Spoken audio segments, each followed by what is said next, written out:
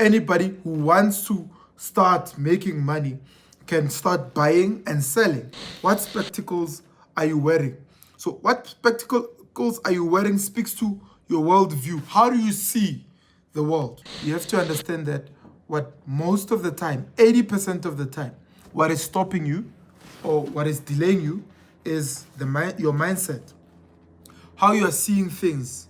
How does one develop their mindset? Because that's one of the most important things you can develop as a man or as a person living in society. Everybody, welcome back to the Witness Mdaka Show. My name is Witness Mdaka. I am your host, and I started specifically this part of channel, more specifically this channel in and of itself, to speak to ideas that move society forward.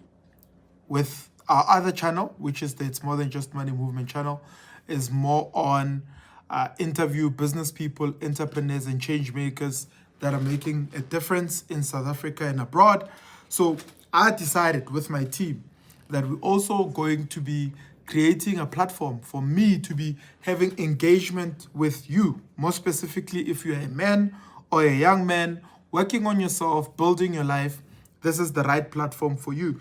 If you haven't subscribed, please click on that subscribe button, click on the notifications bell, comment, let me know where you're watching from. Let this be a conversation that is going to move forward. So let's get into it. What exactly am I talking about when I say a conversation that is going to move you forward? So I remember a conversation I had with a friend of mine that had trouble with starting a podcast. So he had already bought the equipment, he had already put together a team within his office for the content that is going to be shooting. And we met a couple of times, and he told me that he had fear of social media. So meaning he did not want to go back into social media. Something had happened 10 years ago, and he went offline for 10 years. Now he was gradually coming back into social media, and he wanted to become a podcaster. More specifically, he wanted to interview people that are doing amazing work. And as part of the people he interviewed, I asked him questions. Why is my episode not dropping? I did an episode with you, it's not dropping. So despite the fact that he only had about 50 subscribers at the time, he still did not drop the episode. So his mindset was that he's not at the level where he should be pushing the podcast or pushing the work. And after that, I said to him, let me quickly look at how you can reframe your mindset when it comes to exactly what you just said. I said, let's imagine 20 people watch the podcast after you drop it. Only 20 people. And then he said, okay. And I said, imagine those 20 people here in your office right now receiving that message. And he said to me, okay, I imagine it would be awesome because the message has got value. And I said, let's assume also the podcast, in terms of the number of subscribers that you have, which was 50 at a time. Let's assume you take 50 people and put them in this room right now, inside your office. Would they even fit? He said to me, to be honest with you, my office is not even big enough to accommodate all those people. Now, it's been a couple of months now, probably even more than a year since he started and became consistent on the podcasting, the YouTube work, social media, and I checked out his podcast today. He had about 18,000 plus subscribers. 18,000 plus subscribers. And of course, I wouldn't now ask him the question, what would it be like if we were to put 18,000 people in one room? Of course, there would be a lot of people. If he was to run an event and put 18,000 people in that room, it would be a lot of people. Why am I telling you this story? I'm telling you this story because there are a lot of things that you ought to be doing right now. And because the mindset is not right, you are quite limited in how you are thinking about that thing.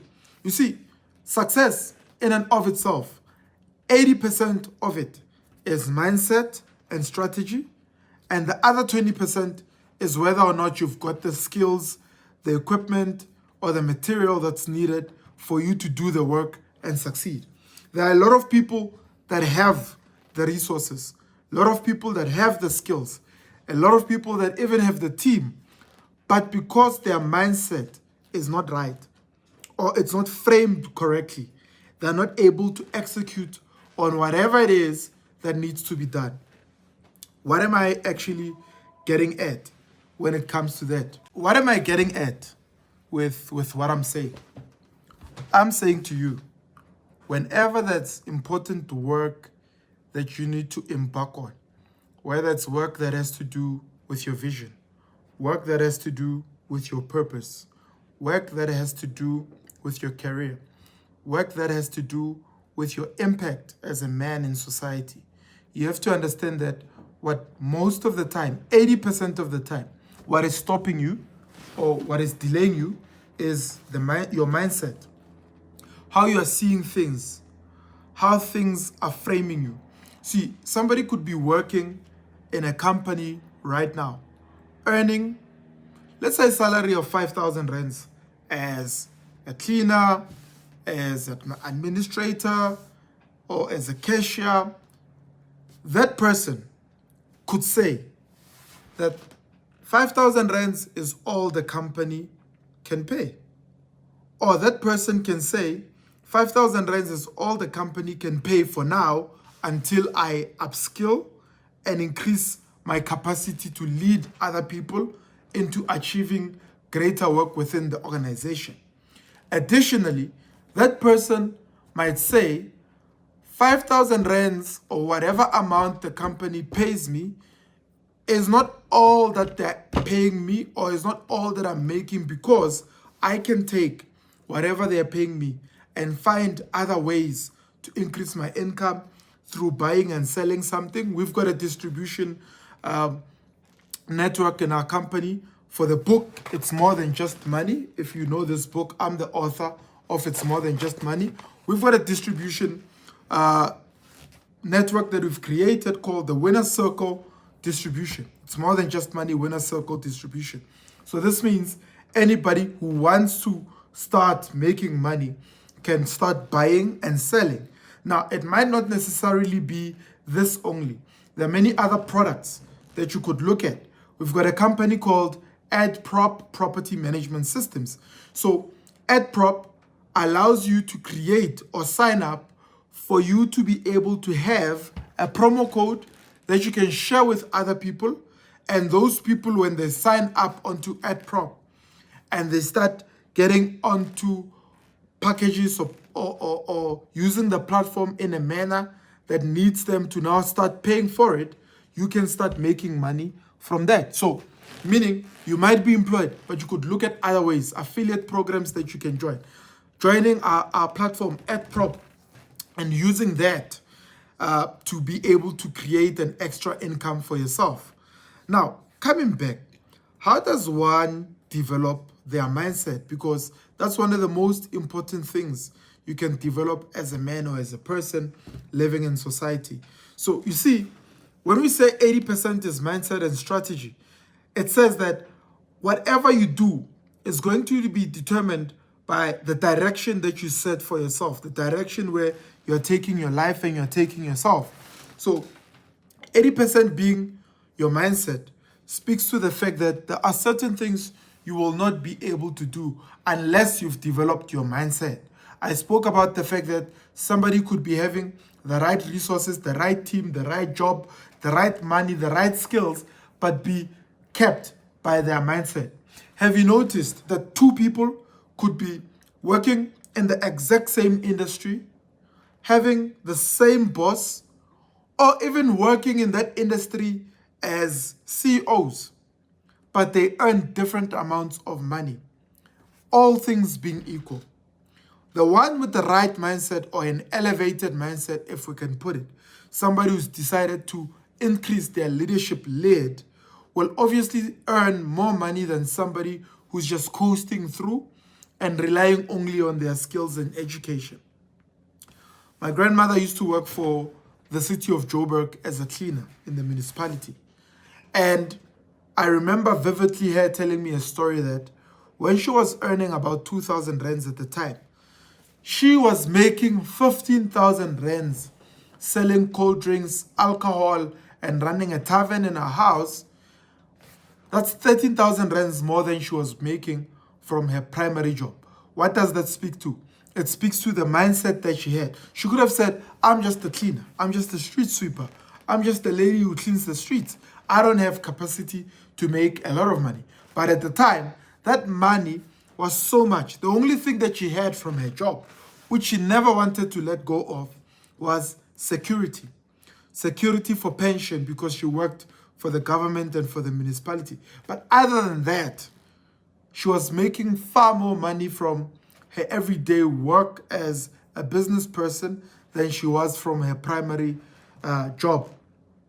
Now, what are the ways you can develop your mindset? You see, the reason it says it's a mindset is because the mind can be set on a specific idea or a specific way of doing things. So it's called the mindset for that specific reason, right? So can you remember when you were younger, you were fluid when it came to certain beliefs that you held, be it religious beliefs, family beliefs. There's a fluid way in which you did things. But as you were growing up as a person, your mind was set on those beliefs that you believe to be true and right. And whenever somebody tries to challenge those beliefs, you are going to challenge them back. Why? Because your mind has been set on that. It's like when concrete is still being mixed and it's not hard yet, you can create different designs using it. You can move it around. But as soon as that concrete is set, it is set. Now, the mind, fortunately, is not really like concrete because it can be challenged and new ideas can be learned and new ways of doing things can be learned and taught to people. Now, there are 3 ways you can develop your mindset, and I'm going to share these with you. They're going to come in a form of questions, and I need you to remember these as you embark on your journey to build up your mindset and increase your capacity to deliver. The first thing is, what spectacles are you wearing? So what spectacles are you wearing speaks to your worldview. How do you see the world? You see, if somebody believes that all there is in society is poverty, there's no way that same person can see opportunity, because there has to be a level of belief that says there's prosperity enough for all of us in society.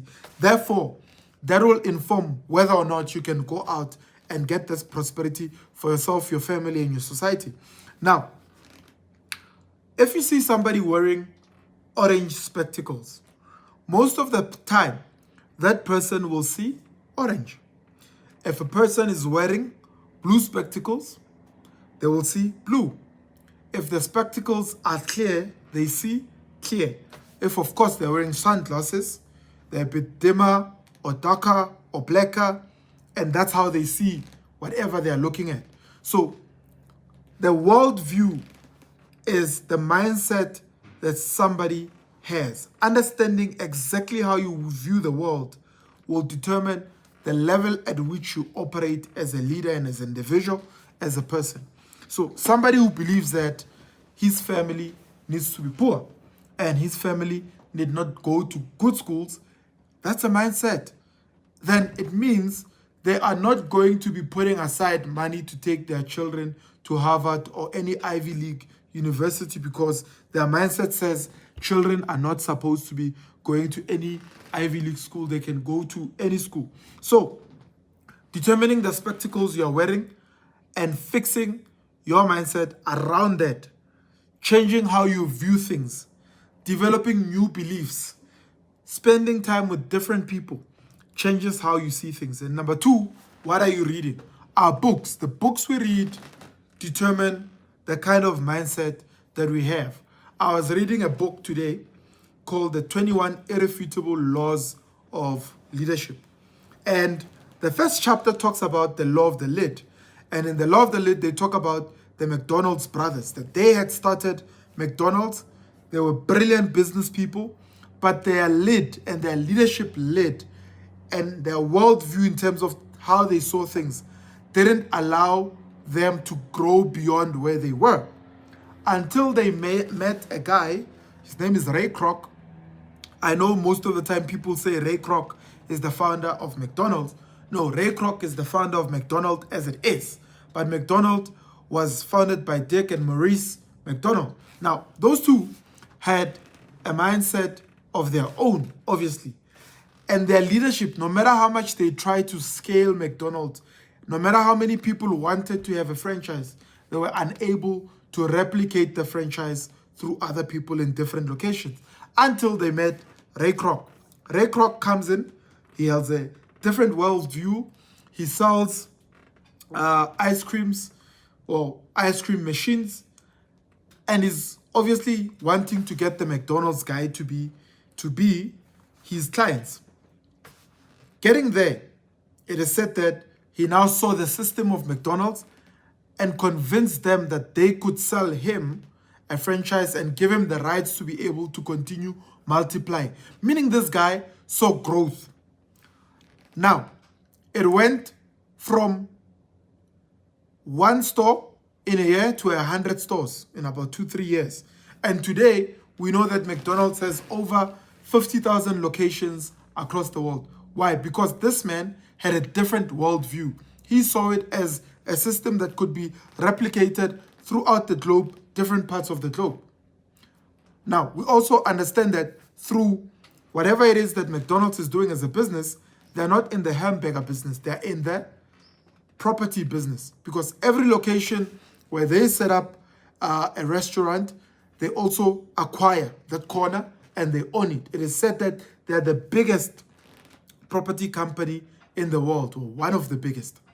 So how you see things determines whether or not you can be elevated. It's all about the mindset. The guys had the skills, but they did not have the mindset. Number two, I said, what are you reading?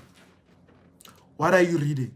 The books you read are simply you spending time with that person. So if somebody spent their entire lifetime, right, developing certain skills, developing certain knowledge, getting into certain spaces, and they spend 2-3 years writing a book, and that book is a book that you can actually read in a week, that means they spent their entire lifetime to give you something that you can get in only a week. This podcast where we're sharing knowledge, it's years of experience, years of reading, years of studying, years of executing. But here we are, you are getting this information within 20 to 25 minutes. So the things you read, the things you listen to determine whether or not you can elevate your mindset. What are you reading? That's the question I'm going to ask you. The first question was, what spectacles are you wearing? The second question is, what are you reading? The third one is, who is surrounding you? You have to understand that you can never be greater than the sum of people that you spend most of your time with. If you're spending time with people that are complaining, whining, talking about how bad the economy is, how bad the country is, without offering any solutions, it simply means you're never going to be able to find solutions for your own situations, and you can never go beyond those people's mindset. It is said that if you spend time with 4 millionaires, you are bound to be the fifth one. The reason they say if you spend time with 4 millionaires, you're bound to be the fifth one is because those people, whatever it is they talk about on a daily basis, is the mindset that shaped them to become the people that they became. You know, you don't just get $1 million in the bank account. If you've worked for it, there's a certain mindset you develop along the way. There's a certain individual you become. You become. That's why you say that person became a millionaire, meaning they went through a process of becoming. There's a difference between having $1 million in the account and being a millionaire, because one speaks to having the cash, the other speaks to having the process. Now, I still pose back the question to you. Who is surrounding you? Now, it's very difficult to live a life of honor, commitment, purity, when you have people that are doing the opposite daily around you.